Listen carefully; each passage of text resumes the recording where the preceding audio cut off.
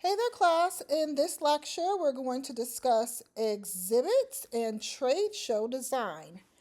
So, we'll talk about the differences between exhibits and trade shows, how graphics and lighting is used to attract attention, and to create traffic patterns. So, the intent of an exhibit is to showcase objects or collections while stimulating interest and educating the viewer. They can also be used to market and advertise a sponsor. So, there are different types of exhibits. Typically, they're categorized by the purpose of the exhibit and the time frame by which the exhibit will be on display. So, permanent exhibits are those which you typically find in a museum. You can also find them at a corporate headquarters, displaying historic and or artistic content.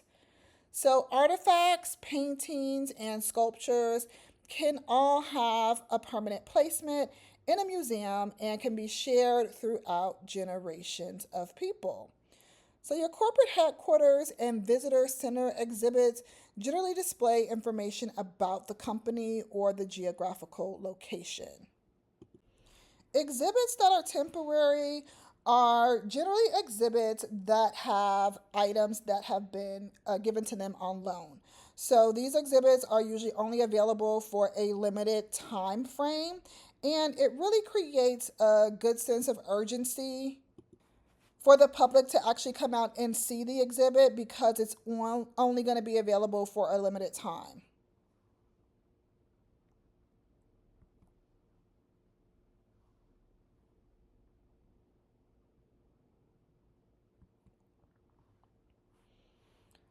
So, trade shows are produced in large exhibition halls and they consist of hundreds and hundreds of exhibitors. So, each exhibitor rents a booth to showcase their merchandise. They could be introducing new products or services, or they can just simply be getting exposure through exhibiting the company's brand or image. So, trade shows are geared towards a specific group of prospective buyers or consumers at that event. They can make sales directly with purchases being made at the site of the exhibit, or sales can be made indirect. So, the consumer is visiting the exhibit, but at that moment in time, they don't purchase, but eventually they do once they return home and go over all the things that they have collected during their time at the exhibit. Now, your trade shows are temporary also, so they're only available for a limited duration of time. Generally, a lot of trade shows are anywhere from 3 to 5 days long, and they can happen anywhere from 2 times a year to 4 times a year. Um, the locations of the trade shows can sometimes vary and change, but you do have some that kind of stick to the same location year after year, such as the fashion trade show that occurs in Las Vegas.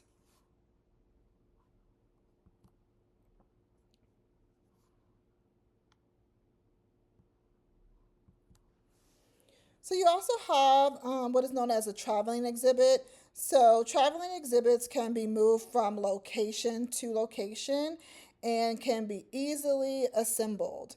Some are actual galleries on wheels. So this is where the viewer enters from one end of the vehicle and exit from another. An example of this would be the Art Bus Coffee. Unfortunately, this traveling exhibit is now permanently closed, but it was an exhibit that went around Nevada and Las Vegas area. So, outdoor exhibits, these take place in public spaces such as a garden, a park, a parking lot, or a mall.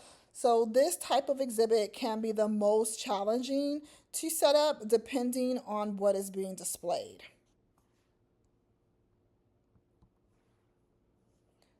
So, when you're planning an exhibit, the goal of the designer is to tell the story about the objects on display.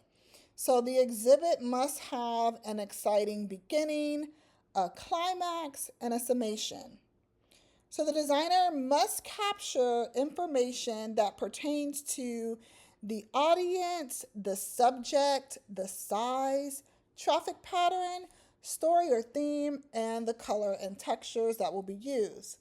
So the audience is a prime consideration. So questions that you want to ask is who will be viewing the exhibit? What is their age? What is their intelligence level? Understanding these things aids in determining the best way to communicate with the viewer. Subject, what is the theme of the exhibit? At a trade show, it is simpler and more effective to show one product in relation to a line of items. An organized exhibit is readily understood and accepted. So make sure that your theme or your subject is one that is easy to understand so that it can be accepted and people will enjoy your exhibit. Size. The size of an exhibit can vary greatly depending on where the exhibit will be held. So, a stationary place such as a library or museum generally has a designated space for showings that is relatively consistent. Therefore, the designer would be familiar with the space as compared to a traveling exhibit where the size of the space can change. Traffic pattern. This is a basic consideration in moving people through the area. So the layout can be long lines that follow the perimeter walls and create a gallery effect. It could be a zigzag of screens that are folded into a series of V-shaped bays, and or a maze layout where the traffic flow is directed by pointing arrows and the viewer is moved along by a series of angles and turns. So the maze layout allows for more content to be shown because the aisles are narrower, the content is able to be shown on both sides of the frame, and the floor pattern permits the use of more of the frame or panels in the space. Story. So a good exhibit has a great story. Kind of how we were talking about earlier when we discussed subject. So a great story, a theme, or a unifying element is what is needed to create a good exhibit. The story should support and build depth into the exhibition. Color and texture. A change in color can serve as an indication that one phase is ending and another is beginning. Color can also make the space feel more open or closed. Hence, it seemingly affects the architecture of the space. Texture can be introduced through, for example, the use of a carpet path or runner that leads the way.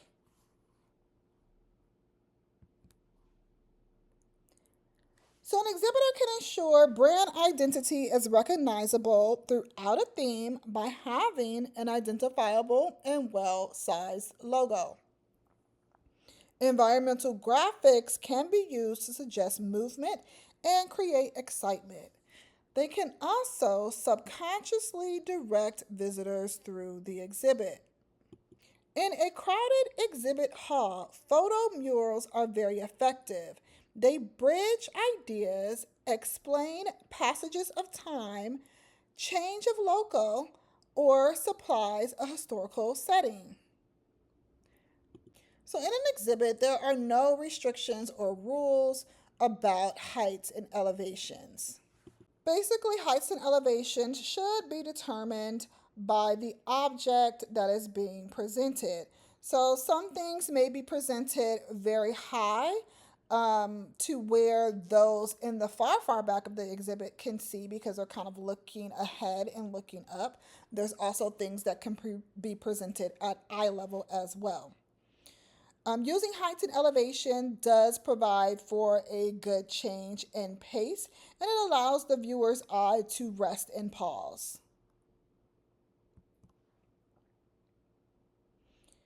So, the following criteria should be considered when you are selecting an exhibit system. Is it compact? Is it light?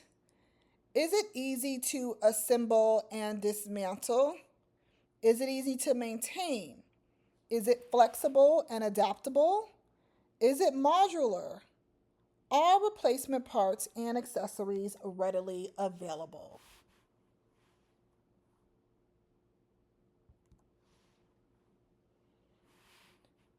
Exhibits that physically involve the viewers leaves a long-lasting impression, as it allows the participant to interact with the display, making the items on display part of their experience.